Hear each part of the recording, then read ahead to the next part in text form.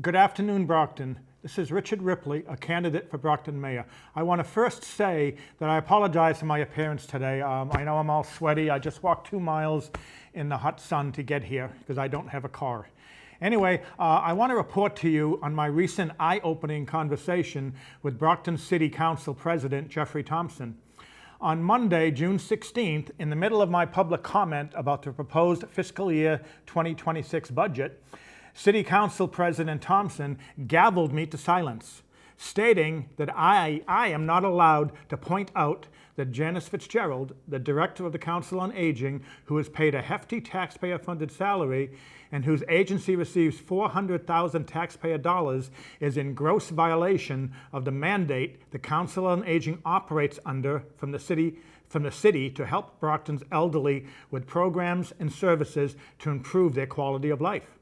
I also am apparently not allowed to state the truth, that Janice Fitzgerald lied to the people of Brockton and apparently does not care about the safety of our elderly community who ride the city bus. Now let me stop right now and say, I understand that the COA has programs in place for many elderly people, but not for the elderly who ride the bus. So anyway, let me also point out that I did offer the evidence at the City Council meeting to prove my accusations. Now, when I talked to Council President Thompson on Friday, June 20th, he stated to me that the city has a policy that nobody can talk about any city employee in a public meeting in an accusatory fashion or call them a liar.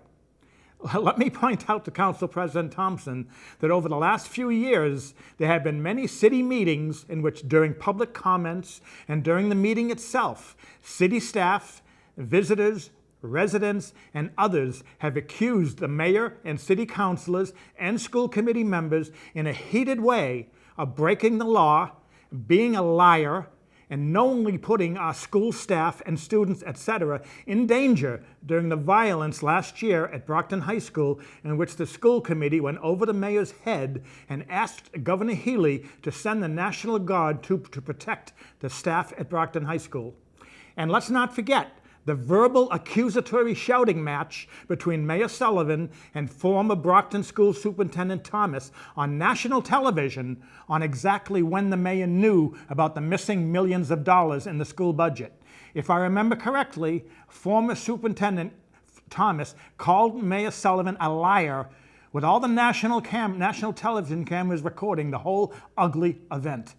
So I would say to Council President Thompson that I believe that you are wrong in silencing me. Next, our conversation turned to the illegal, dangerous, and ongoing public safety threat on BAT buses that primarily affects our low-income and elderly disabled community. I was truly shocked that despite the Boston 25 News video clip and the recent rash of dangerous safety threats to Brockton's elderly disabled community, including a Brockton disabled veteran, a partially blind man carrying a white cane, and 3 elderly disabled women being saved from falling on the bus by quick-thinking passengers who jumped out of their seats and grabbed the women before they lost their balance and hit the floor. And all this was due to BAT bus drivers violating BAT policy to not move the bus until obviously elderly disabled passengers are safely seated. Council President Thompson actually stated, this is the truth now, Council President Thompson actually stated to me that he did not believe that there was a dangerous safety threat on BAT buses that required the City Council to issue a public statement to warn and inform Brockton's low-income elderly disabled community. Apparently, Councilor Thompson thinks that I am lying and making false claims, and he will not believe that there is a dangerous safety threat unless he hears it from BAT Executive Director Michael Lambert.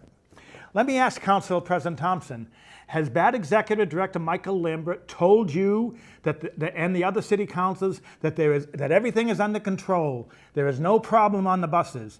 If so, then he is lying to you. People of Brockton, you decide. When you watch this short video clip, listen to the fear in the voices of these elderly disabled residents and look at the fear on their faces as they talk. Police say a woman who was hit by a bus here outside the Sullivan Tower Apartments in Brockton is in stable condition and is expected to recover. Neighbors say she relies on a wheelchair to get around, and they question how this will impact her long-term health.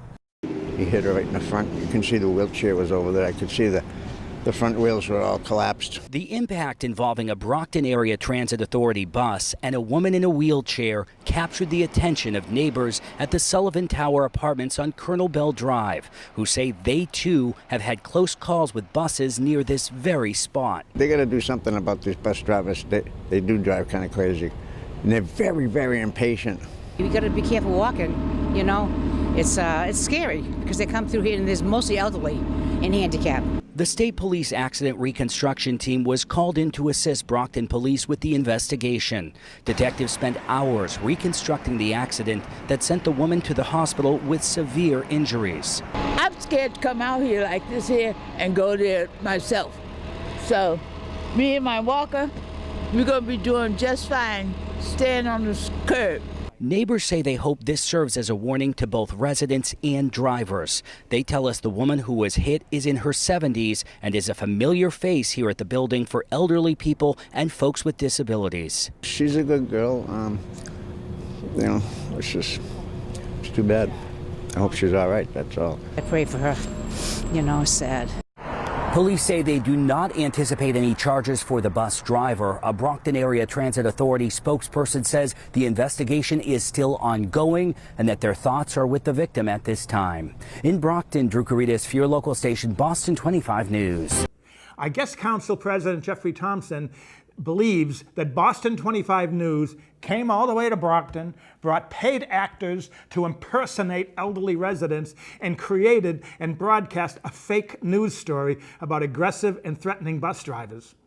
Next, to Council President Thompson's credit, when I told him about the truly horrible way that the BAT bus driver treated that elderly, disabled Brockton veteran in a wheelchair on the bus on that rainy Saturday afternoon in April, Council President Thompson seemed truly concerned, stating very forcefully that nobody in Brockton cares more about our veterans and respects and honors their service and sacrifice to our country than he himself.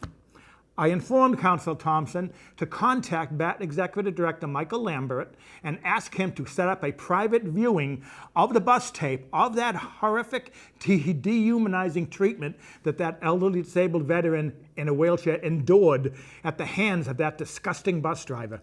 Keeping in mind, the driver refused to lower the bus ramp for that disabled veteran in a wheelchair.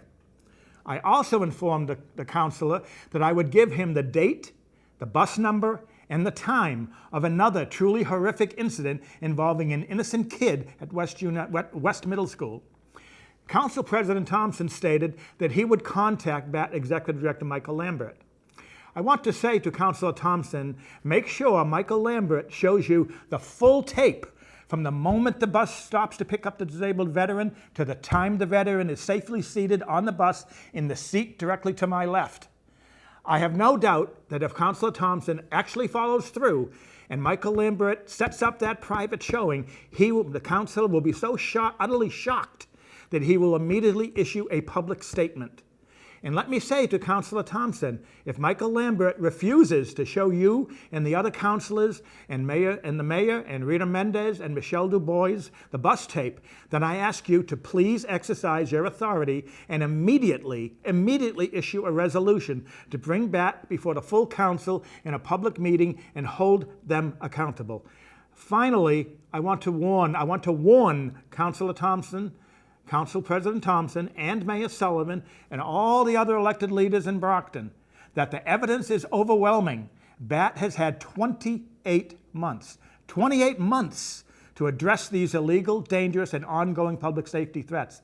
The fact that these safety threats are not only continuing, but increasing in severity should be proof to you that it is time for the City of Brockton to step in, act responsibly, and inform the public. Whatever you want to call it, there is a problem on Brockton Area Transit. And eventually, a Brockton resident, whether an innocent kid or a disabled senior like myself, is going to be killed on Brockton Area Transit. Do not wait for that fateful day. Act now. keep in mind that when that day comes, all of you, by knowing and being aware but not acting to address it, are, in my opinion, complicit and guilty of negligence.